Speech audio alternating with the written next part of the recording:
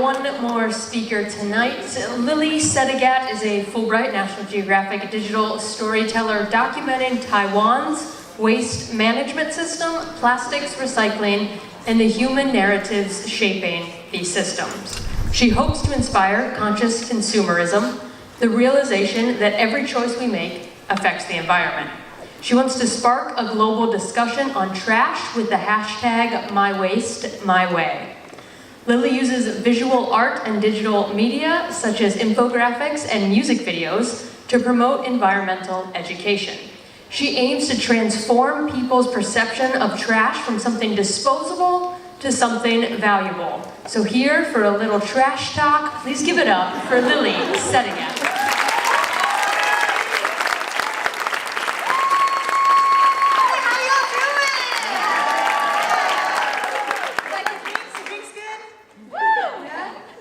Well, I must admit that my favorite drink that gets me in the happiest of hours is a Taiwanese milk tea. Now, when I was 12 years old, I discovered a Taiwanese tea house near my father's old apartment. I pushed back through the glass doors, walked straight up to the counter, ordered my first milk tea, and instantly fell in love.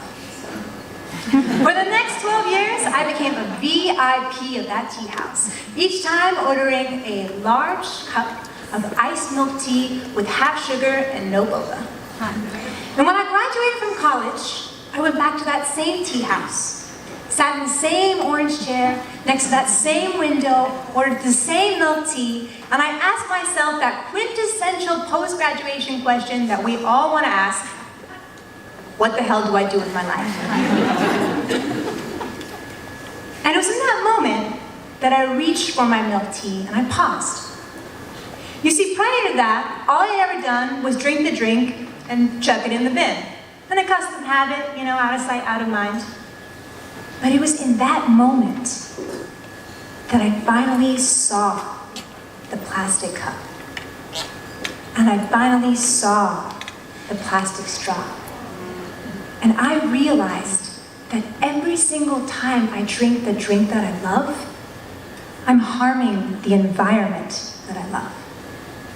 So I pledged to myself that I was going to go to Taiwan and transform the plastic supply chain. Well, hasn't happened yet, exactly, not yet. But what I did come to discover was a place that was once known as Garbage Island, that now the Wall Street Journal calls one of the world's geniuses of recycling. Now, for those of you who are unfamiliar with Taiwan, it is located on the southern-eastern part of China. It is an island that was created by the collision of the Eurasian and Philippine plates. 2/3 of it is covered in mountain. 90% of the 23.5 million population lives on the western coast. It's constantly racked by earthquakes and typhoons. It has to import 98% of its energy and 70% of its food, and yet, it is the home of bubble milk tea.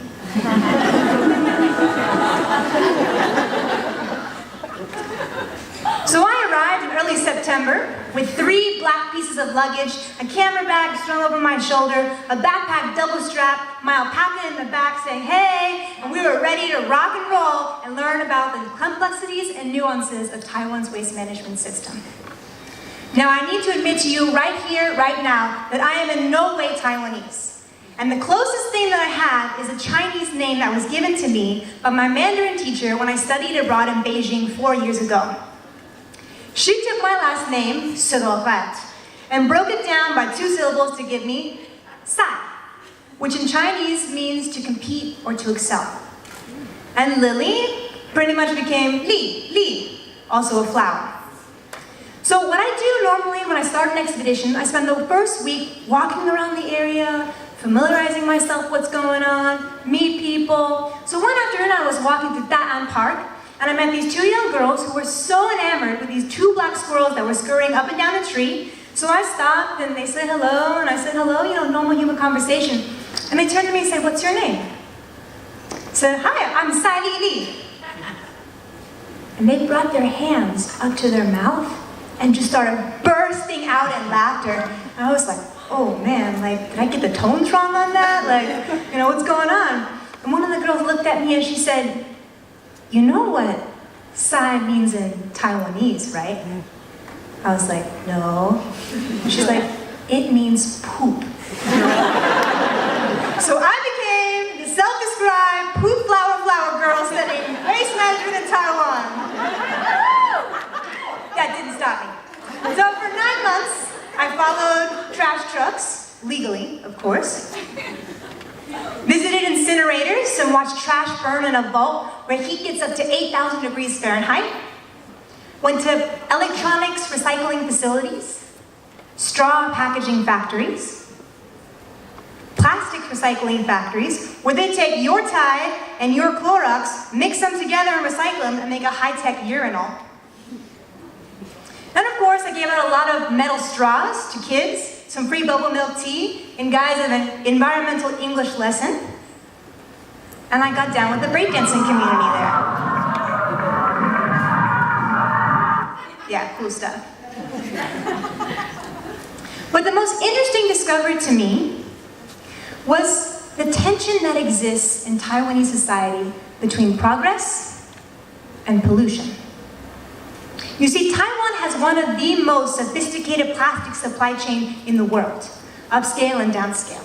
And it rose to prominence as one of the great Asian tigers between the 1960s and the early 1990s, in part due to its petrochemical plastics industry.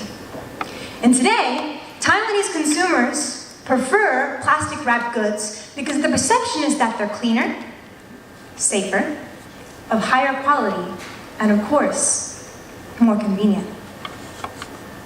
But with industrialization comes pollution and waste.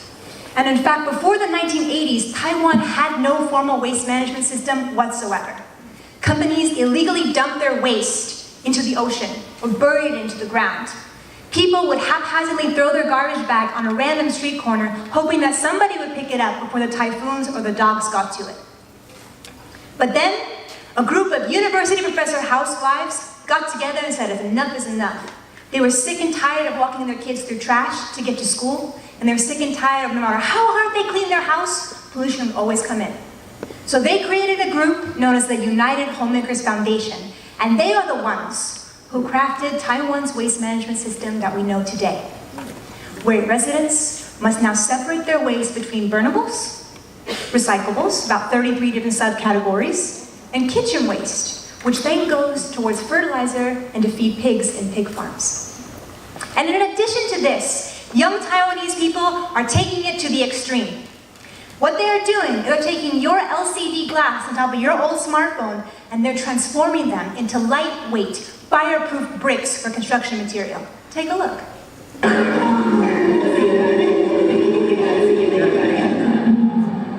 Soundproof. Very cool. That's all from your cell phone.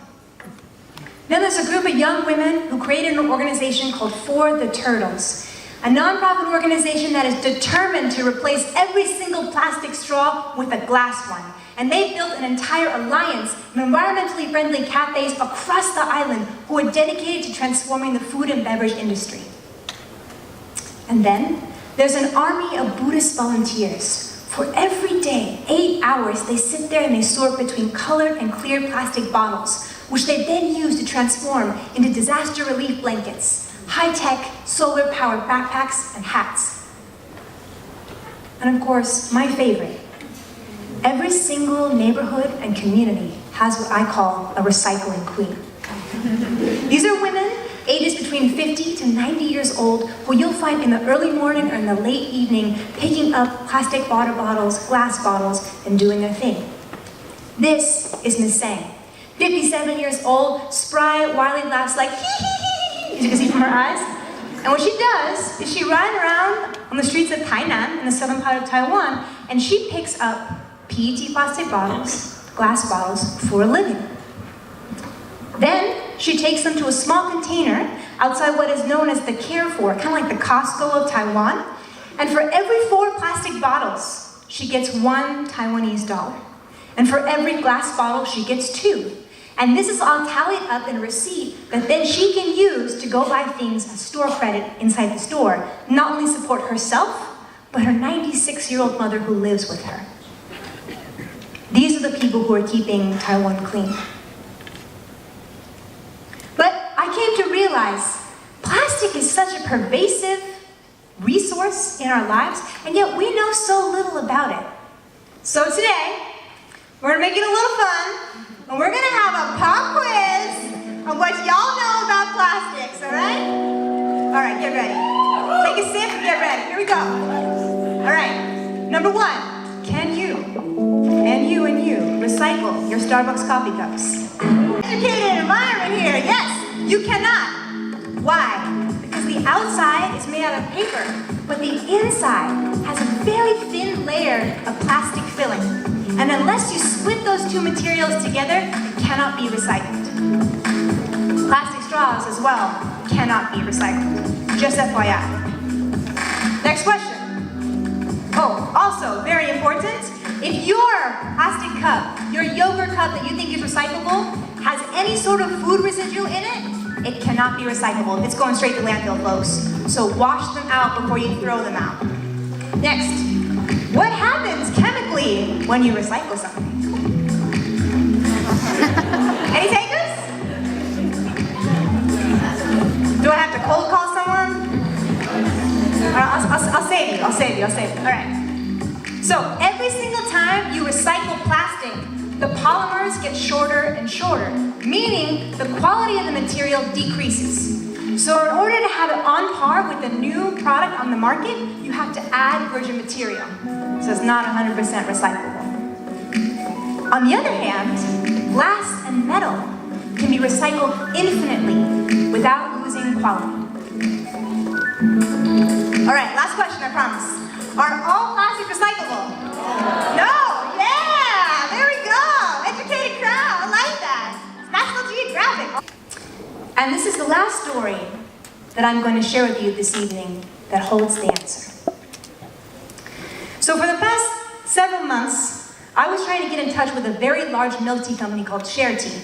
They're the fastest growing milk tea company in the western half of the United States, with spots all over California and Texas. And they're moving to the East Coast, folks, so keep an eye out. And I had tried calling them and emailing them. I even Facebook messaged them, no response. And I realized that if they were not going to come to me, I was going to them. So I Googled their address. I took 2 trains and a bike ride, went straight up here, parked the bike in a little discreet corner, dusted off any wrinkles I had in my shirt, walked with absolute confidence straight past that security guard like I belonged in that building to their door. Pushed open, it was locked. Thankfully, it was glass. So we had 2 girls looking really bewildered at someone like me with a face like this showing up in their office all randomly. So they unlocked the door, I walked in, full smile and all, straight up to their table, and I said, hi, in Chinese. Hi, my name is Lillygol Sedaghat. I'm a National Geographic Storyteller. I love your milk tea. Can I talk to the person in charge of your America supply chain, please? And they looked at me and they're like, what? So I said it again in Chinese, and I was like, hi, my name is Lillygol Sedaghat. I'm a National Geographic Storyteller. I love your milk tea. Can I talk to someone about your America supply chain? Now, one of the things about having a face like this in a society like Taiwan is that they're very respectful people. So the fact that I come all the way out there, they didn't know what to do. They're like, yeah, sure, why don't you just go wait in the lobby? So I sat down and I waited. And I had no idea what I was going to expect. Within 3 minutes, a man walks out, and I met the biggest, buffest Taiwanese man I've ever seen in my life, with tattoos coming all the way down from bicep to tricep to bicep, the biggest black beard right here, and I was like, I don't know what to expect. So I went straight up to him, and I took him right on, and I said, I really like your milk tea. He said, thank you. It's really great. Yeah, I've been to the one in Berkeley and San Diego. Oh, so yeah, I've been there too. It's great. Building connections with the storyteller is really important. And then I asked him point blank, I was like, so why don't you use glass or usable materials in your supply chain, at least for here orders? And he looked at me and he said, we are not a restaurant company. We are not a coffee company. We are a milk tea company. And the only way we're going to make a change in our supply chain is if your local government bans single-use disposable plastics. It's the only way. And then it came full circle, and I knew what I needed to do. So after this event, I'm gonna fly home to San Diego, California, and I'm gonna lobby City Council to ban single-use disposable plastics in my city. Woo! Let's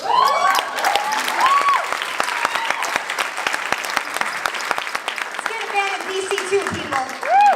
Right? You don't need those straws. Glass is way classier.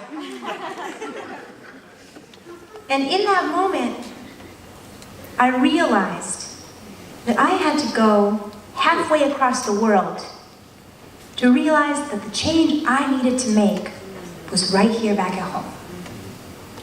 So I'd like to thank the Fulbright program, National Geographic, for giving me this opportunity to go out there and learn these things, for all the Taiwanese people who shared their stories with me.